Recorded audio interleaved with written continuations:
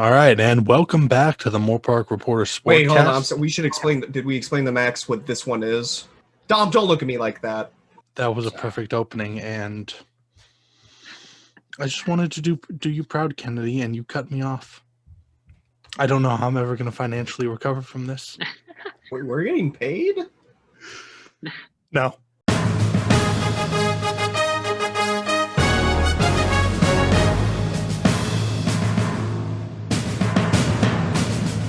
All right, and hello, and welcome to the Moore Park Reporter Sportcast. I am Dominic D'Amico, the person throwing out questions for today. Today we are joined as always, our glorious leader, Danny Stepanovich, staff writers Mitchell Ross and Kennedy Collier. And today we have a fantastic new addition to the team. We have Maxwell Clark, staff writer for the Moore Park Reporter Sports Desk. Let's start off, Max. Just tell us your favorite NFL team, favorite NBA team, and who you think is going to win the Super Bowl. All right, yeah. So I'm a big Houston guy. I lived in Houston for about 6 years when I was growing up. So the Texans, sadly, and the Rockets, sadly, I'm big fans of right now. But who I think is going to win the Super Bowl is probably the Chiefs. Man, they're just unstoppable. It's sad. All right. Thank you very much, Max. Good to meet you. Glad to have you. Now let's get into our first topic for the day. We've got, touching on what we talked about last week, Bills-Cardinals game. I want to know what you guys think about that. Tell me a little about it and tell me how it went. I didn't watch. I'm going to start it off with you, Danny, and then we'll kick it to Kennedy, and then Max, and then Mitchell. I mean, this might be the play of the year, the way this game ended. Mitchell or Dom, you missed it, but Kyler Murray or Kennedy, who's going to have to get his name right now, not Kyle Murray. Put some respect on his name. Kyler Murray threw a 43-yard touchdown pass to win the game, a little jump ball. And what was most impressive to me was he did this on the run. He was scrambling out left, I believe, and just flung it up, perfect position, right to D-Hop to let D-Hop make the play. Sorry, Max, I got to bring up Hopkins' name. That might hurt. That must have hurt you watching that, huh? Yeah, man. But I'm okay with it. I'm okay with it. I've come to terms with it. Yeah, but I mean, this game for me, I think it showed. Last week we were talking about who's the MVP. I think Kyler Murray's putting together quite an MVP season under the radar. He has 24 total touchdowns to 7 interceptions. He's first in his division with the Rams and the Seahawks. It's going to be interesting to see if he can beat Russell Wilson again this Thursday. But he already has 2 big-time wins, this one over the Bills and then a few weeks ago over Russell Wilson. Kyler Murray, I mean, I don't know who can stop him. I don't know if Kyler Murray is doing an MVP season. Maybe in 1 or 2 more years, we will be looking at him as an outside MVP candidate. But let's just look outside of this game. Who won the game for them? It was DeAndre Hopkins. And if you're a Houston Texans fan, GM, coaching staff, player, you're thinking Jesus, Allah, in that elephant creature with all the arms, that Bill O'Brien is no longer your coach. What a horrible job of trading a once-in-a-generation talent in DeAndre Hopkins for peanuts. What did they? I don't even know. I'm not even going to dignify the Google search of who the Texans got back from that Hopkins trade. Like, you have Deshaun Watson, one of the best young quarterbacks in the league, and you get rid of his best weapon. I mean, just get out of here. But just fantastic job by both the Bills and the Cardinals. Put up a really fun, exciting game, nail biter till the end. These are going to be 2 teams that are going to be really fun to watch 2, 3, 4, 5 years from now. Yeah, man. It's sad to see DeAndre Hopkins in a Cardinals uniform. But honestly, I've been saying it, especially with Bill O'Brien as the GM and the head coach at one point. I wanted to see those type of players get out of this organization because it was so bad, and you could see it's going in such a bad direction. But just going on this game, DeAndre Hopkins is clearly the best receiver in the game, and I've been saying it since 2016. I might have been a little bit biased back then, but it's obvious now that DeAndre Hopkins is the guy in the NFL. But Kyler Murray, I honestly think is a sleeper MVP candidate.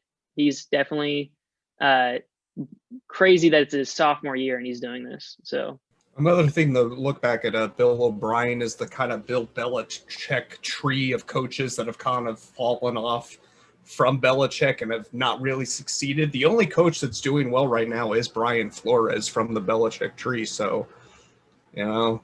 Well, you guys have all talked about Kyler Murray and the Cardinals. I'd like to take a minute to just throw some respect to Josh Allen. I know he threw 2 picks in the game today, but when the game was on the line, he made the right play and a strong play to throw that touchdown pass to Stephon Diggs.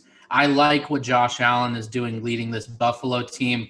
They're going to make the playoffs, and I think they're going to get a win, and I think it's a good direction that he's taking Buffalo right now. And again, Kyler Murray, what a play, just running around, scrambling outside the pocket, rolling out to his left, throwing the Hail Murray pass, not a Hail Mary, a Hail Murray pass to Hopkins, who just went up there and grabbed it. And I think the commentator said he wears like a size 6XL glove. That's 6 X's. He's got huge hands. Those are strong hands. He had 3 defenders on him.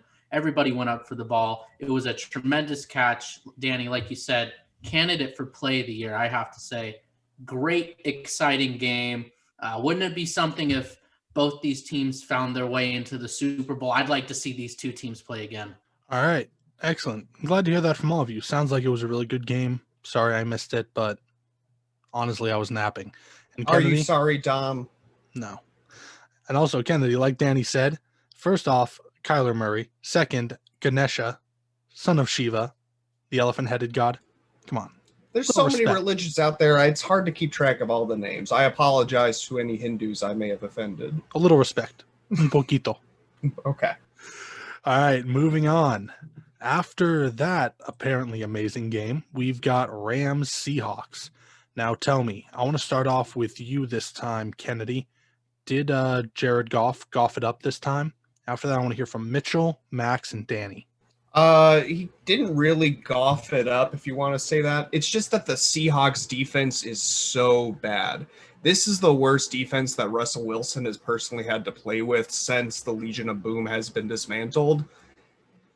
It's just so bad. I know Goff is done. Goff is done with the NFL. He's on the downgrade. You're never really going to get that Super Bowl kind of season from him again. It's just because the Seahawks are so bad defensively that Russell Wilson has to play like an MVP almost every single game to get a win. It's just, no, this was all the Seahawks being bad more than it was about Goff being good. I don't think Jared Goff is done with the NFL.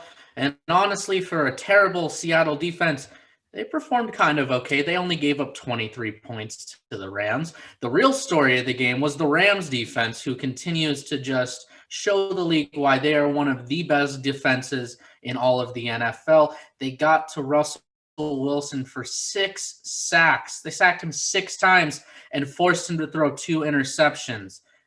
Both Wilson and Goff had what I would call pedestrian games. Neither of them were amazing. Wilson, even though he threw 2 picks, wasn't completely awful.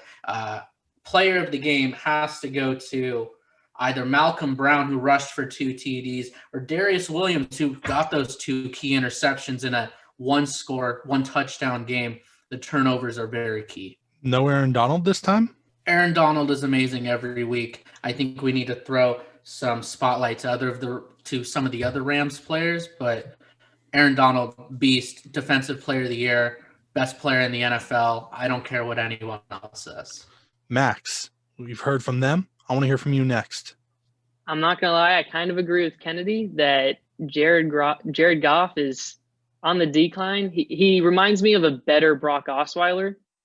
He had a great year and he made a lot of money because of that year, but it doesn't seem like he'll ever get you to another Super Bowl or to a Super Bowl win at that. So, but a really surprising game by Russell Wilson. It kind of seems like he was a little shaky out there because it's not often you see Russell Wilson throw 0 touchdowns and 2 interceptions in a game. So you got to give credit to the Rams defense. They are proving how good they actually are. I'd like to point out the Rams are also 4-0 at home this year, remaining perfect at the new SoFi Stadium, which in itself is also perfect. It helps because they don't have any fans, so they're used to, just an empty stadium. Danny.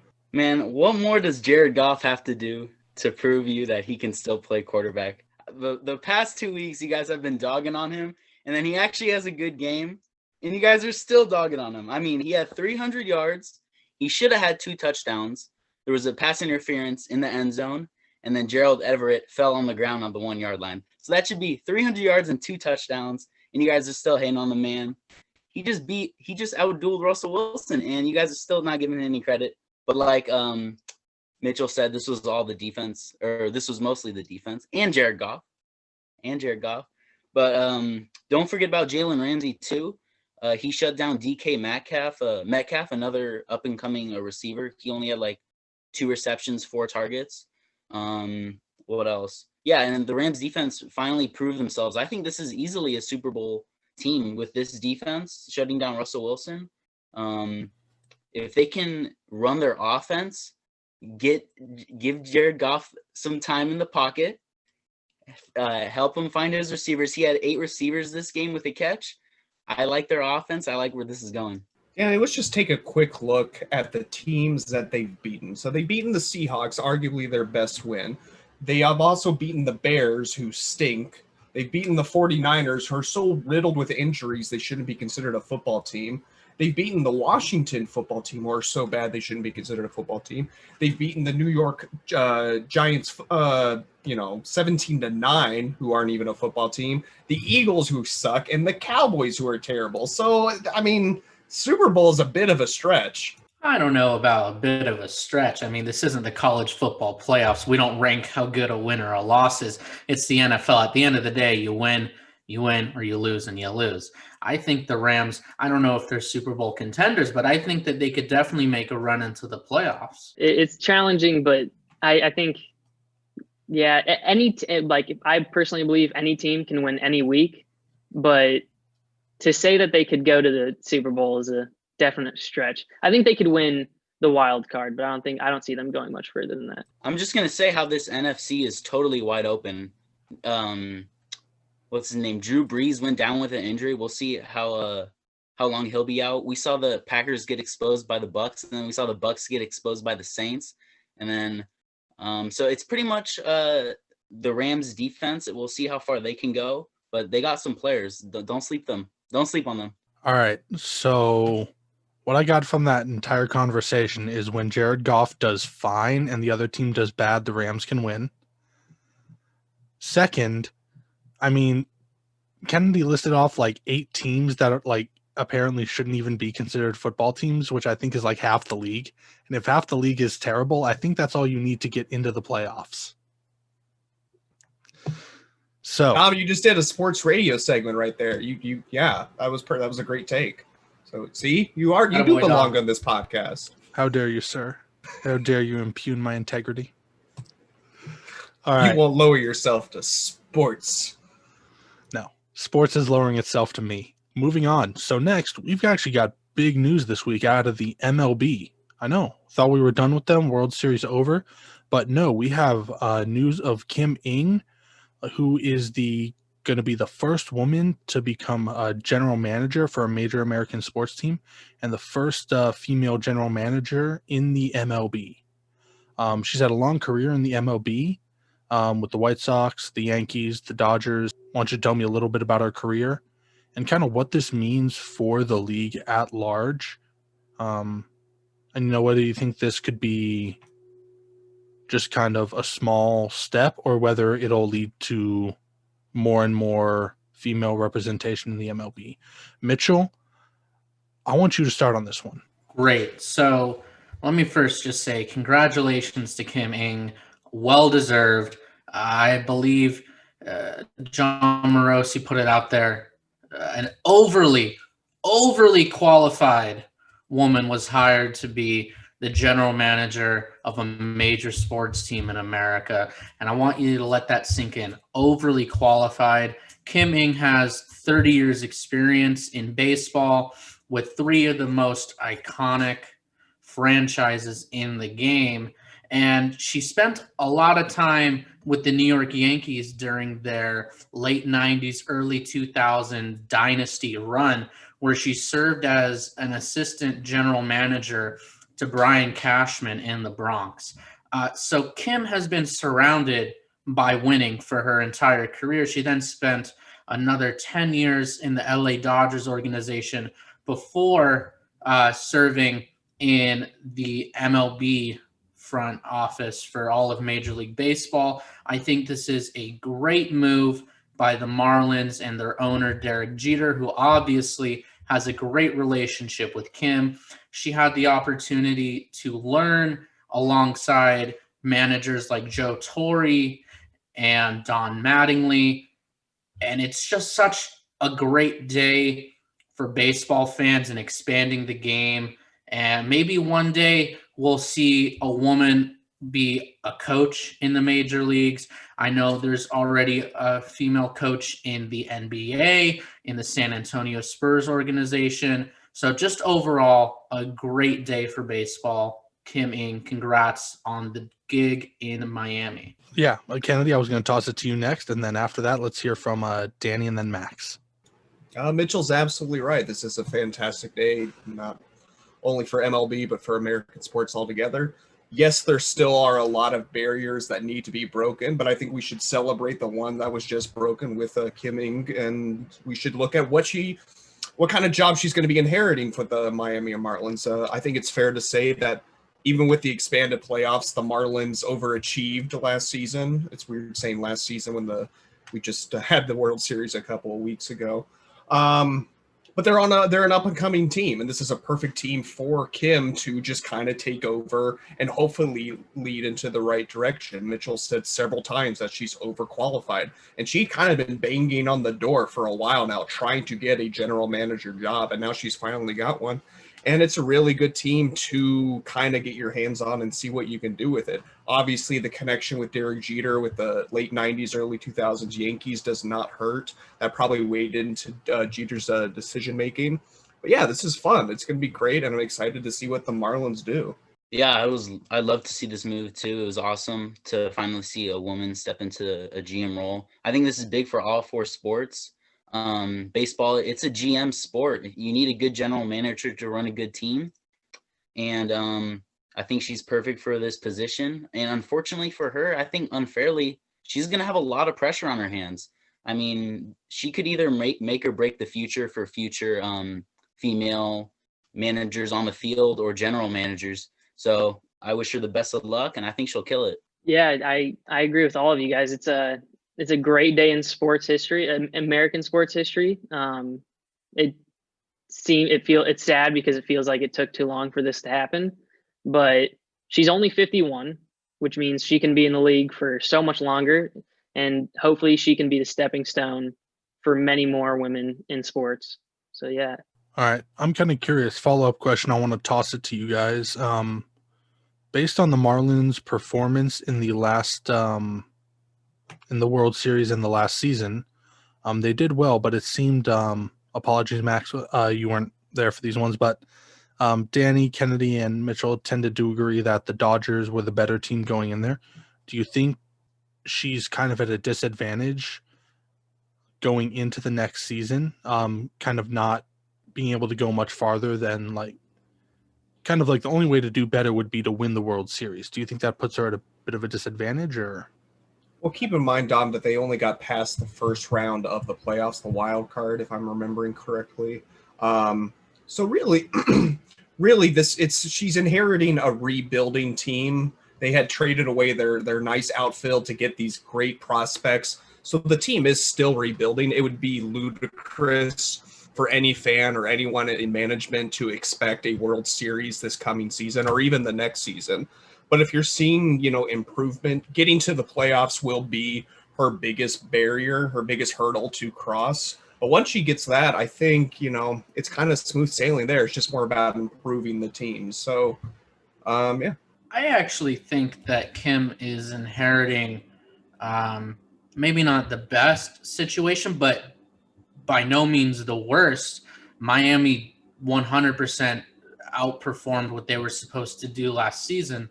There's no question. But they made a couple moves this season at the trade deadline, picking up all-star caliber center fielder Starling Marte. They have a lot of young pitchers in Sandy Alcantara and the great Sixto Sanchez, one of the great baseball names out there.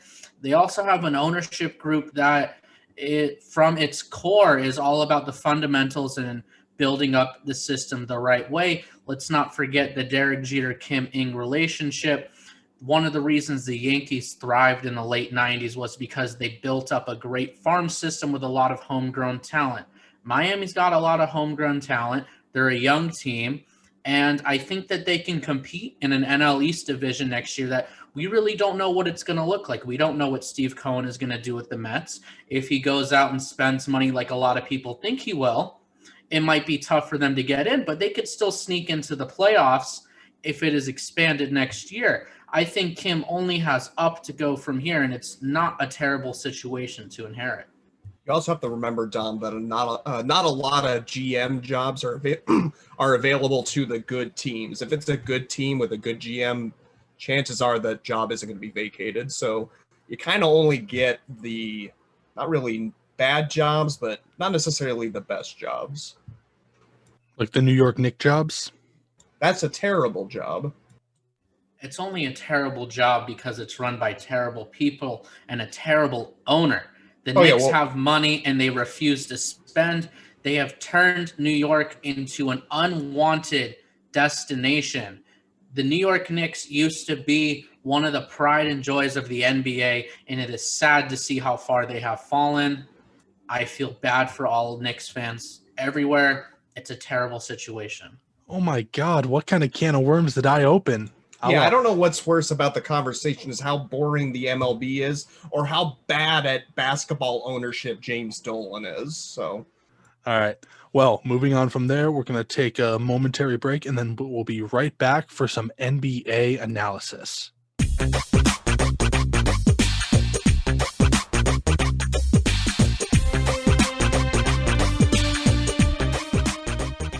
All right, and let's hop back in the second half of our Moore Park Reporter Sportcast. This half, though, we're talking NBA. So I hear there are rumors, there's gossip going on about trade. So I want to know, what kind of trade rumors are going around right now? And you guys give them any sort of credence? Max, I hear this is your territory. This is your dojo. So you lead us off, Max, and then I'm going to kick it to Danny, and then we'll hear from Kennedy and Mitchell next. Awesome. Yeah. So one of the big trade rumors that's going on right now is James Harden is a possible Brooklyn Net in the next couple of weeks. So he would be traded for like Spencer Dinwiddie, Jared Allen, a bunch of role players and like some starters for the Nets. And it would team up Kyrie, Kevin Durant, and James Harden. And that would be one scary sight for the NBA. Woj tweeted out today about James Harden. That's his ideal destination. But there's also rumors that he could end up in Philly too. I think it's interesting that the Houston experiment has basically failed. Now they're going to have to be basically rebuilding now that their two biggest stars want out. Harden to Brooklyn sounds likely, but if you're if you're Kevin Durant, do you want both Kyrie Irving, who's the most eccentric NBA player that's playing right now, who at one time claimed that the earth was flat, and do you also want James Harden, who literally does not know how to play defense? One of the main reasons why Kevin Durant left Oklahoma City to Golden State is because, well, one, Miami said, hey, you're playing too hard at Oklahoma City. If you come to the Miami Heat, we'll show you how to play. You won't have to work as hard. And he said, cool. He took that concept and ran to Golden State, where he had to play even less or put even less work or effort into winning. So now if he's going to Brooklyn with both Kyrie and James Harden, if I'm Kevin Durant, I don't want that. Look, there's a reason that OKC's trio worked back in the day, and that's because Kevin Durant was the alpha. Russell Wilson wanted to be the alpha, but he knew that he wasn't. And James Harden was a really good sixth man. I don't see how Harden works with Durant and Kyrie now. I think they're all too big to play a supporting role to one another. I also think you have three of the biggest head cases in the NBA in one team. Kyrie is too maniacal and sadistic. Kevin Durant can't take criticism and loves to use the Twitter burner. And like Kennedy said, James Harden doesn't know how to play defense. He thinks that he can win games with only a step back three and a borderline travel of a Euro step every single play that he drives to the basket. I don't like it. I like him going to Philly better, where he can be the clear dominant guy and let Joel Embiid do what he does best and just stand under the basket. Maybe he can teach Ben Simmons how to shoot a three-pointer. I believe that the Philly situation is a lot more interesting, like story-wise and NBA-wise, for James Harden. And I think if James Harden goes to Philly, that's a championship contender team right there. Yeah, so I'm not going to lie. It's obviously you guys don't watch the Rockets because you guys both said that James Harden doesn't play defense. Maybe the James Harden 5 years ago, but he's the top 2 shooting guard, or I think he might be the top leading shooting guard in defense. He's the best post defensive player at the guard. It's hard to, I don't have the stats right in front of me, but James Harden, trust me, is the best guard defensive player statistics wise from the past, I think 2 years. And he's gotten key blocks in games that game 7 OKC Houston this year. He blocked the game. I think the game winner would have been potential game winner. So I think it's sad that you guys think that he doesn't play defense, but then also I think it's weird that you guys think that they wouldn't all work together. At the end of the day, they're all professional. I mean, Chris Paul and James Harden, everybody immediately went, there's no way they'll ever work together. And then they went first in the Western Conference, and then obviously Chris Paul got hurt, and then they had a falling out in their second season. And then Russell Westbrook, they're still best friends. It's just they're different style of play. Russell Westbrook is the guy that needs he needs the ball and he wants to push, and James Harden wants to slow it down. And I think that Kevin Durant and Kyrie Irving, I think they could all work together. I think they're NBA players, and at the end of the day, you know what I mean? Well, if they're all NBA players, explain why Kyrie didn't work in Boston. That was a perfect situation for him. He had a budding young talent in Jason Tatum, and he had a solid big man in Al Horford before he lost some speed to his step.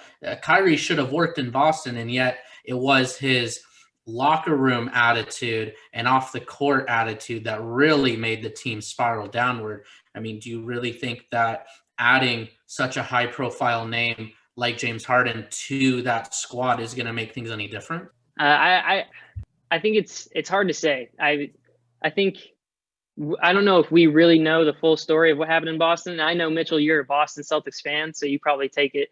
You know more about Kyrie and what happened in Boston, but I just think the three, they're like some of the best top 10 players in the NBA right now. So it's hard to say that them playing together wouldn't automatically make them champions, or championship contenders. I will say, though, that we do not know what kind of player Kevin Durant is going to be coming back from that Achilles injury. You're never 100% back, the athlete you're going to be.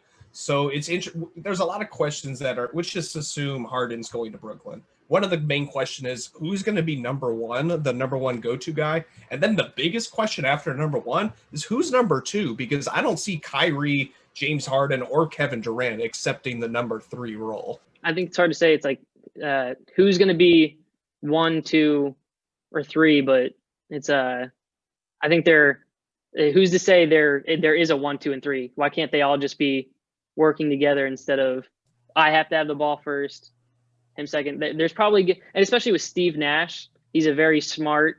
He has a great basketball IQ, so he definitely will. There's no way Steve Nash couldn't make that work. Well, that's exactly what I was going to bring up is the person that will be making that call is Steve Nash. And I understand Steve Nash is one of the best point guards to ever play the game. He's a Hall of Famer. He's got a great basketball IQ.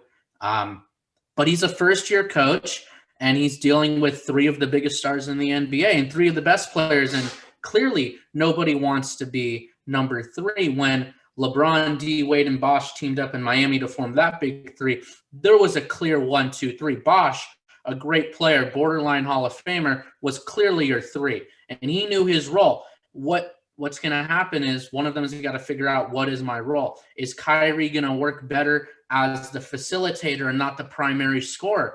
We will see. Will one of them lead the second team? Who knows? It's such a tricky situation when you put three of the best players in one lineup. I think Steve Nash has his hands full. Danny, do you have internet? Can you wrap up this James Harden Brooklyn Nets debacle? Are you kidding? Does he have internet? He's here and he looks better than ever. Danny. I didn't think Danny could look better, and then he did, and I'm pissed. Hey, shout out to this iPhone. This is my emergency phone. So here's my take. As much as Kyrie, KD, and James are all their own head case, I think Kennedy or Mitchell, you mentioned it, I think that's why it's going to work. They're in their own little organization in Brooklyn where they run the show. Steve Nash, I mean, there was a quote saying that they don't even need a head coach. I'm pretty sure once they hired Steve Nash. I don't know if you guys got to that, but it's their own show. But like you said earlier, I think Philadelphia is probably the best destination for James Harden. So he has a big man finally. But I think that Brooklyn can work just because they're all superstars and they'll figure it out. So yeah, that's my take. Another thing was Steve Nash, and Danny's right that they don't need a head coach, and they didn't even hire Steve Nash to necessarily be a head coach. It's that Steve Nash is kind of a similar personality to Kyrie and Kevin Durant. He's more in touch with his emotions, kind of out there, not really conspiratorial, not really into conspiracies, but he's more open to thinking the same way Kyrie is. So that's really why he's there. He's more of a bridge between the team and upper management. I understand that Steve Nash is not necessarily there to be the strict head coach. What I like about Philly is their head coach. I'm a big fan of Doc Rivers. I think he got thrown under the bus for the Clippers' failures over the years. You can't expect the head coach to score the basket. You can't expect him to make the right pass, and you definitely can't control the injury situation. For the past in the Clippers, every year they would go deep and somehow blow it. One of their players would go down. Chris Paul would go down. Blake Griffin would go down. And of course, playoff P, more like a playoff L, is absolute basura in the playoffs. You can't blame Doc Rivers for that. He established a culture in LA of playing hard and playing hard defensively. I like what he's going to bring to Philly. I think he's going to be a better fit than Brett Brown was. And I think he could possibly be the key to unlocking Joel Embiid as a defender and make him an elite defender. And I think him working with Ben Simmons, if you could bring in James Harden, what a better mentor could you ask for Ben Simmons to learn how to shoot the ball efficiently and effectively? I think the situation overall in Philly is a better fit, but James Harden to Brooklyn is more interesting. Well, let's go back to. I want to ask the three of you a question, and Dom, I apologize for taking your question asking duties, but if you're Philly and Houston comes calling and say, "Hey, we'll give you Harden," let's not worry about contracts. I'm working right now. We'll give us Ben Simmons. Do you do that trade if you're Philly? Because I trade Ben Simmons in a heartbeat. He's 24 years old, has been in the league for 5 or 6 years, and still can't shoot a three-pointer. Get him out. I think it's hard to say. Ben Simmons is still so young, and James Harden, while he's still an elite player and will be for the next couple of years, he is 32. And on an expiring contract, he has 2 years left. So if you're taking a risk, especially with, you have no idea if James Harden and Joel Embiid will be as good as Ben Simmons and Joel Embiid. So yeah, I think it'll be hard if Philly wants James Harden to not put Ben Simmons in a trade package, but it's we'll have to see. Yeah, the Sixers would do that in a heartbeat. I mean, we saw this past season that just Simmons and Embiid, it's just not working together with Simmons. He needs to drive to the paint, and Embiid needs the paint opened. And that's perfect for Philly if they get Harden. I mean, Harden, he'll do his little ISO step back in the perimeter. Embiid's going to be on the board. Philly's going to do that in a heartbeat. Trust me. So that's a lot of interesting take. You guys touched on a lot of different things there. I'm kind of curious about some other rumors. I hear some Laker rumors are floating around too. Some rumors involving CP3. Tell me a little more about those. Danny, you start us off on this one. Then we'll kick it to Kennedy, Max, Mitchell. Dom, it is no longer a rumor. The Lakers have a point guard finally, Dennis Schroeder, for Danny Green. We want him out of here. We won't even give him his ring. But we got Dennis Schroeder for a pick and Danny Green. They finally got a scoring point guard, someone not named Rajon Rondo or Alex Caruso. As much as Rondo was, such a huge factor in the finals, this is huge for the Lakers to finally get a third scorer, a consistent third scorer. Schroeder was in the running for sixth man of the year, but they don't have to lean on Kuzma, who he could give you 30 a night, but he could also give you 3 a night. So I love this move for the Lakers. It's this probably means they're not going to sign Rondo. I'm hearing reports that he'll go to the Clippers. So it's going to be a loss, but we finally got a third scorer. Yeah, this is a pretty good move for the Lakers, especially since Anthony Davis declined his player option. I think it's like $27 million. I don't think Anthony Davis was going to leave the Lakers anyway. I hear that there are reports that the Lakers are going to offer Anthony Davis 5 different contracts, and I'm sure there's 1 or 2 of them have a couple movie deals in them because you're in LA. But yeah, this is a good trade for the Lakers. Who cares about the Oklahoma City Thunder? No one does. So absolutely, the smart move for the Lakers to do. I think it was a great trade for the Lakers. I think the Thunder are going to do something. They got the pick, and then they got Danny Green, but Danny Green is reportedly not going to stay there. He's probably going to be traded by the end of the offseason. But I also don't like the Danny Green slander that much. I mean, he did miss the shot, but he's not as bad as Lakers fans want to put him out to be. But Dennis Schroeder and the LA Lakers will be very good. But also another rumor that's going around is DeRozan to the Lakers, which if DeRozan goes to the Lakers, I think it'll be a very scary sight for any NBA team. And that's when the Nets will want to pull that trigger on James Harden. I want to know what the difference between Danny Green and Kyle Kuzma is. Kyle Kuzma knows how to dress. They're the exact same awful player, except you won't hear any hate from Lakers fans when Kyle Kuzma does something stupid, but a bunch of hate for Danny Green. I'm with you, Max. You want to know the difference between Danny Green and whoever else in the NBA? Nothing. They're all NBA players. They're all professional athletes. What this trade for Schroeder to the Lakers does, it opens up the avenue for Chris Paul to get the hell out of Oklahoma City and get on a real contender. I think the Thunder are going to look to move CP3. I hope he goes to Milwaukee. I hope he can become Robin to Giannis's Batman and really just give Milwaukee another run at the title. I think that's the only thing they're missing, a solid point guard, a floor general who can facilitate, a savvy veteran. Chris Paul is a Hall of Famer. He's a walking Hall of Famer. He's my favorite player in the NBA. He deserves better than Oklahoma City. I like DeRozan to the Lakers, if only to make things interesting in LA.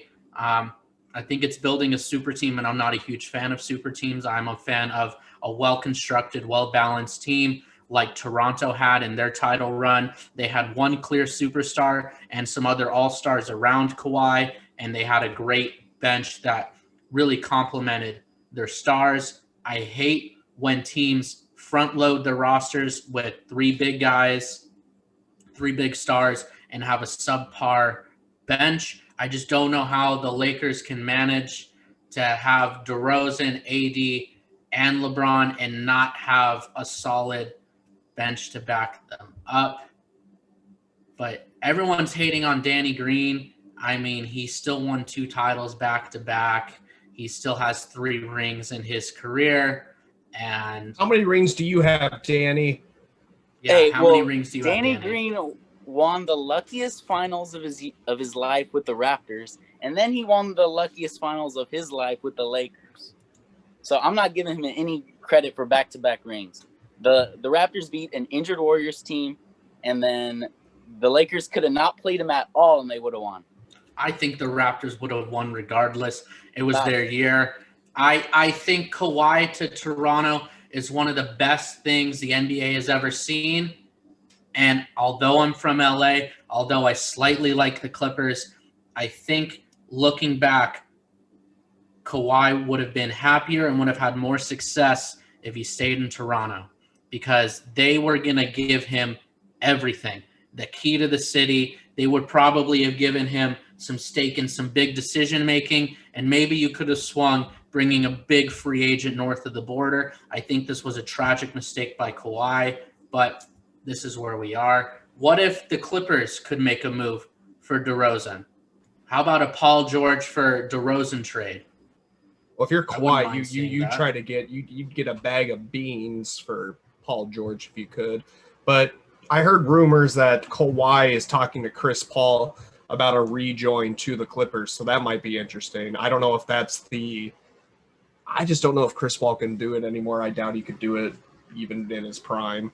Are you kidding me? No. I mean, how many finals appearances does he have? The same number that I do. So, yeah, no, it's just the Clippers are a bad organization. Don't play for the Clippers. Yeah, but I think that's crazy that you just said that you don't think Chris Paul can do it. Look what he just did this past year. I mean, it's crazy that people doubted the Thunder not getting to the playoffs, but he literally just brought Danilo Gallinari, Dennis Schroeder, and Lou Dort.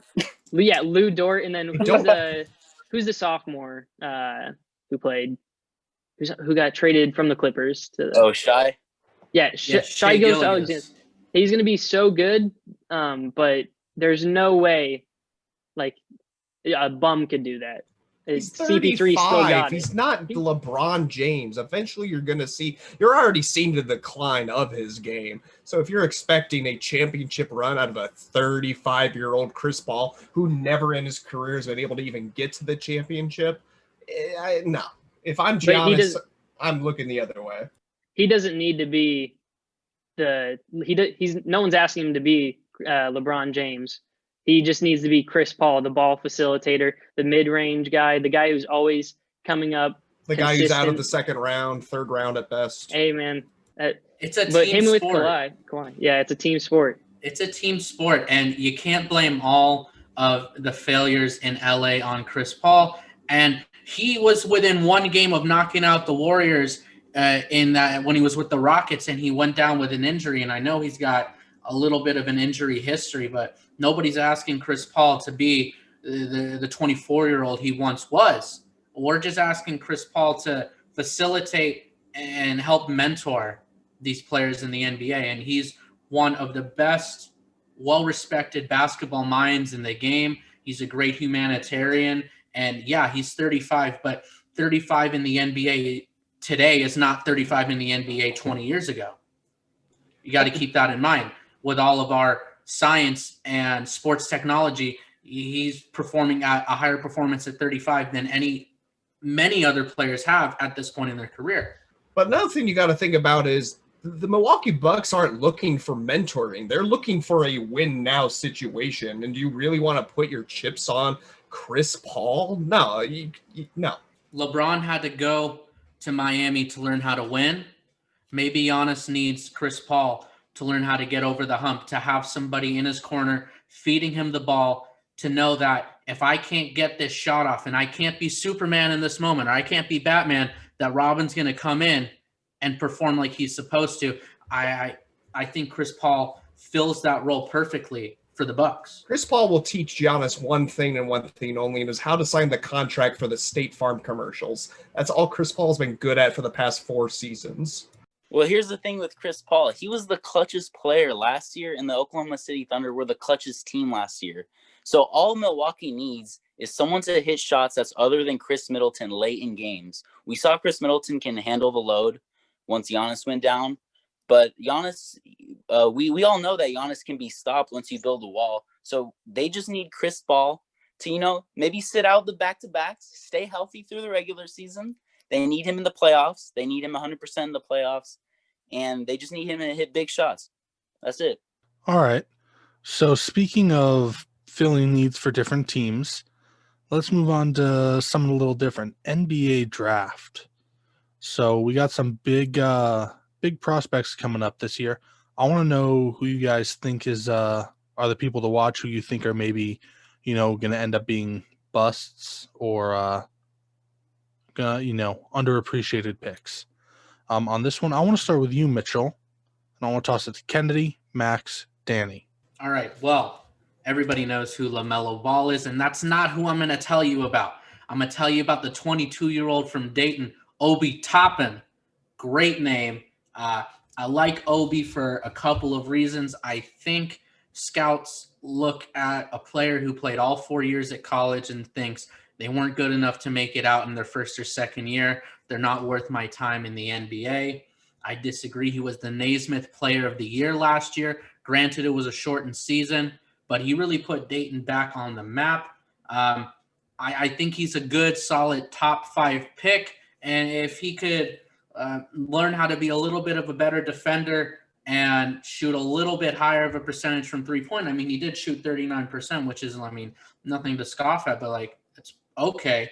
I like Obi because he's a big physical dude and, he makes a living going to the rim. And I think that's what people want to see in the NBA. These young athletic players just driving hard. Obi Toppin, top 5 pick, not dropping below. I'm mad at Mitchell because he took my my take on Obi. Obi's absolutely going to be a top 5 pick, and I expect him maybe not be a generational player, but at least be a very good NBA player. This isn't the most exciting NBA class that we've gotten, especially since last year we had Zion and all that hype around Zion. LaMelo Ball is the most exciting in terms of name recognition. I think in terms of LaMelo, I won't even talk about his draft stock or how he's going to play. I just want to talk about the future precedent he's setting for other younger kids who are in high school who may see LaMelo's path to the NBA. Like, he went down to play, it was in Australia or New Zealand, one of those countries, and he got paid actual money to play basketball, opposed to going to one of the big basketball colleges here in the States and getting paid nothing. Well, they don't really get paid nothing, but shh. But, you see the difference, actually getting paid for the skill, for the product you're providing versus, playing for Duke and, 40 million going into the pocket of the athletic director while you've done all the work. I think you're going to see a lot more kids go to Europe, go to the, overseas leagues in Asia, in Australia, and then, later come to the NBA. Whoa, easy on those athletic directors. Three drink lunches ain't cheap, all right? I know. They gotta fund the private jet somehow. I know. Yeah, but James, I think if we're talking about fit with a team, I think the scariest thing any NBA fan could see is James Wiseman going to the Golden State Warriors. The fact that the Golden State Warriors got the second pick in this draft is sad enough for NBA fans, but for a center and a young guy like James Wiseman, he's 7 foot, 230 pounds. He is going to be a tear, especially with the Warriors, who have always, the only thing that they've ever been missing really was a center, because they had Draymond, but Draymond's not really a center. So seeing that there, that puts them automatically into back to championship contenders, just like they were the past couple of years. Yeah, it'll be interesting to see what the Warriors do with that second pick. I saw somewhere that they might actually trade that second pick. But yeah, LaMelo Ball to you guys think he's going 1 overall to the Timberwolves? You think they'll take him 1 overall? I don't think that he's going number 1 overall. I think there's too much concern around him. Yeah, he got paid to play in Australia, but he got paid to shoot 25% from 3. That's awful. That's terrible. The 3 is such a big part of the NBA game. And if you can't shoot more than 30%, you've got no business on the floor. And I'm talking to you, Danny Green. Right, Danny? Danny Green can't shoot a 3 for his life. If LaMelo Ball can't learn how to shoot at a higher percentage, I mean, he might not have a future. I think the best scenario for him is to go 2. I would like to see LaMelo drop to 2 and go into that Warriors organization with 2 of the best shooters in the history of the game, Steph Curry and Klay Thompson, and with one of the best coaches in the NBA. I think LaMelo, you could put him right into that Warriors starting lineup, and even if they don't stick with him, just keep increasing his value on the floor.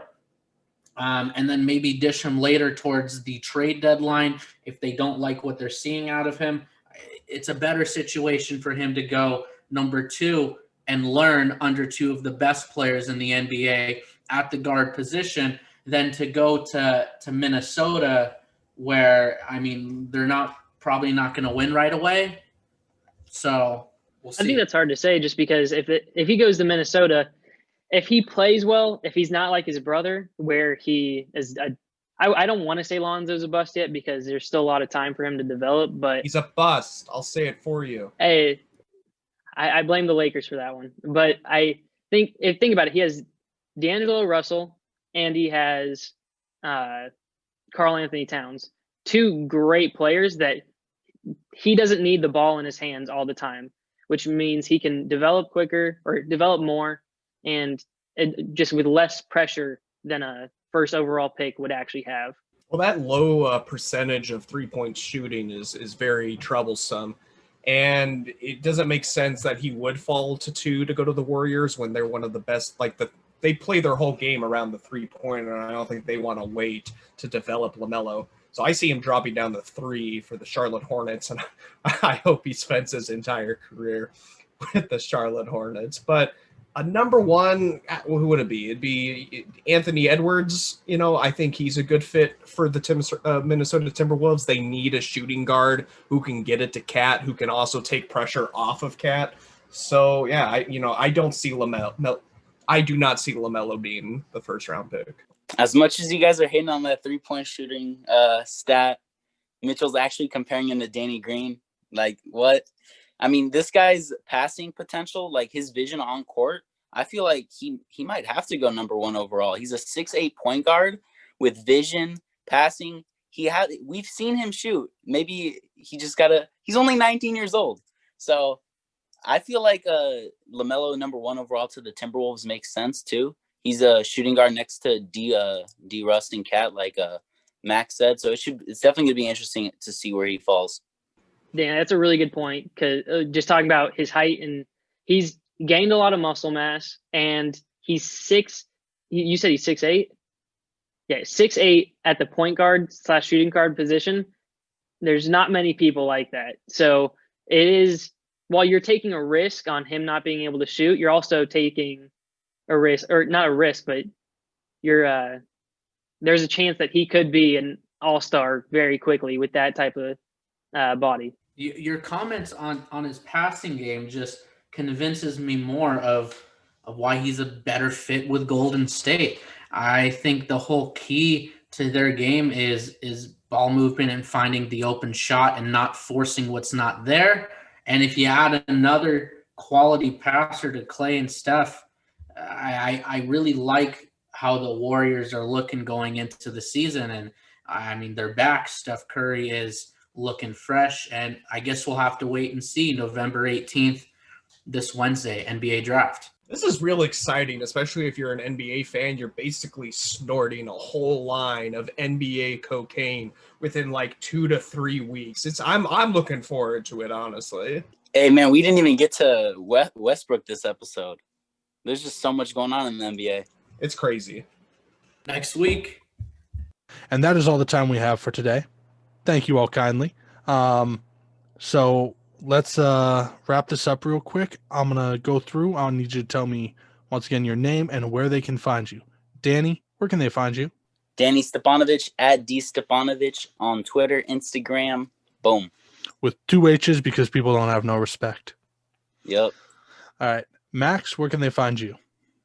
Max Clark at _Max Clark on Twitter and Instagram. You can find me at Mitch Ross Report. Everywhere social media is accepted. Remember, American Express, not a sponsor, but don't leave home without it.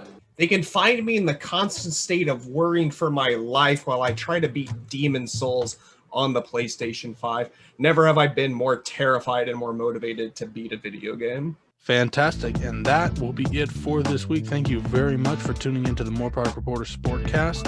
Later.